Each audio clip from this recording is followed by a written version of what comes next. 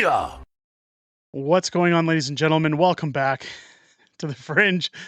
Politicians might be on summer holidays and they might have broken for the summer, but that doesn't mean that the political news stops, especially here on Unacceptable Fringe.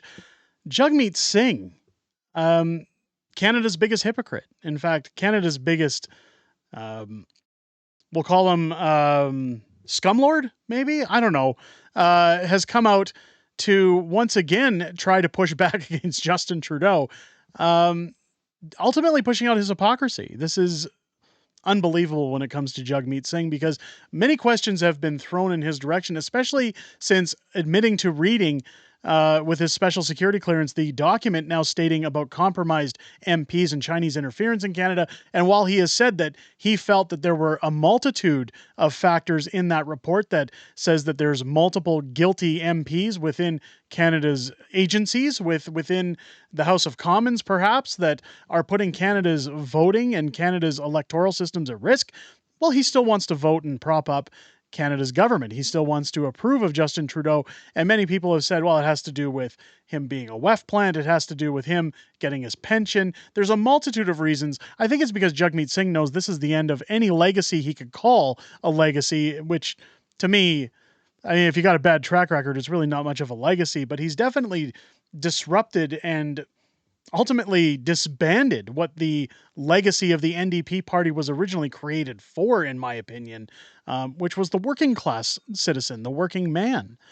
We were supposed to see changes for labor. We were supposed to see beneficiaries in terms of better wages, in terms of a better solution for Canadian citizens back in the days of Jack Layton. Now, say what you want about Jack Layton, he was definitely no Jagmeet Singh. But of course, we have Viva Fry, good friend of the channel, tweeting out, this lying MF pretends he's not the very one propping up the Liberal Party government that he spends his days rallying against.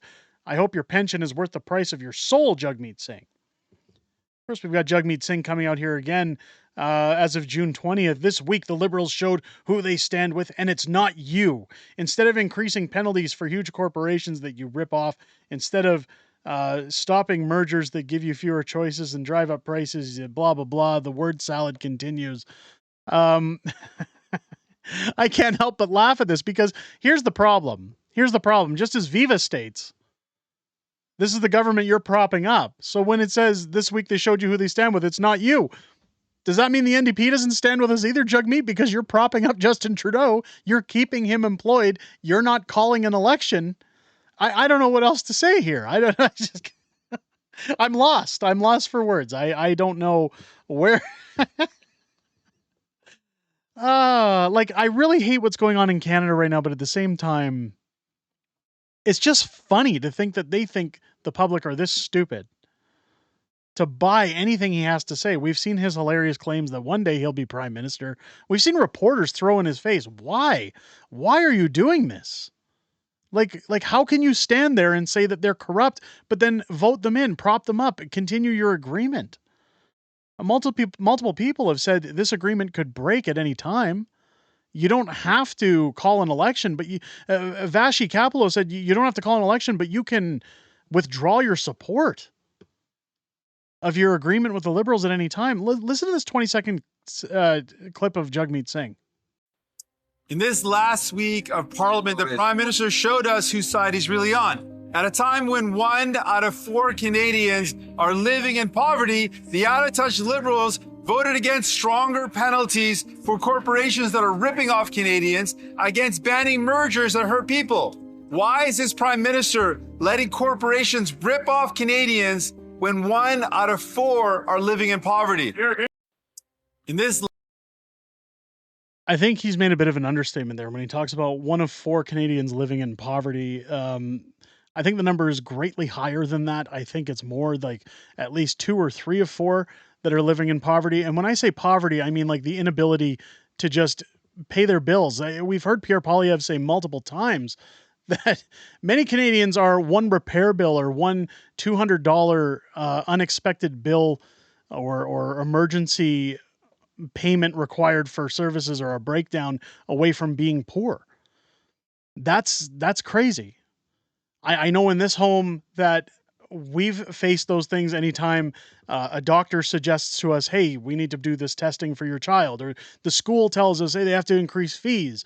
Often the discussion comes up of how are we going to afford to pay this? Because people's budgets are stretched far beyond the limits of anything we've ever seen. It used to be that people could have a little bit tucked away and put a little bit aside just in case for a rainy day. And nowadays, those savings accounts are non-existent. Many people live check to check in this society. In fact, I can even say I know multiple households that when mortgages used to be said that they should take up roughly 30% of your income, the number in reality these days is from 70 to 80% of an income going into said mortgages before people pay their utilities, their bills, everything else.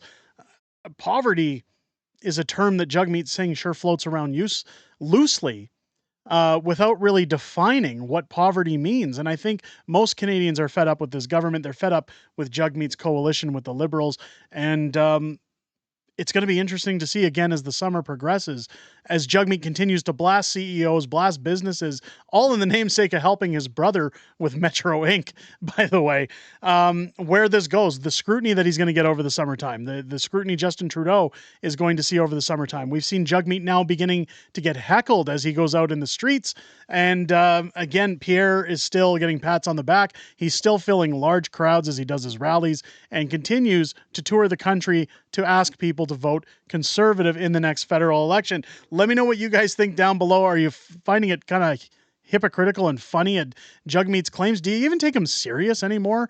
Did you ever take him serious? These are all good things to put down below in the comments. If you enjoyed the content, make sure to leave a thumbs up on the way out. And if you haven't yet subscribed, I hope this video has earned your subscription. Make sure as you're clicking that button, turn on your bell for notifications so that you're informed every single time we drop new content here on this channel.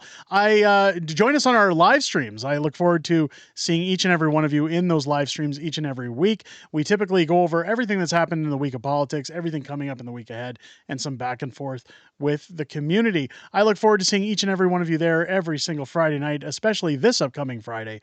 And I hope you guys have a great rest of your day and enjoyed this video. I'll catch you on the next one.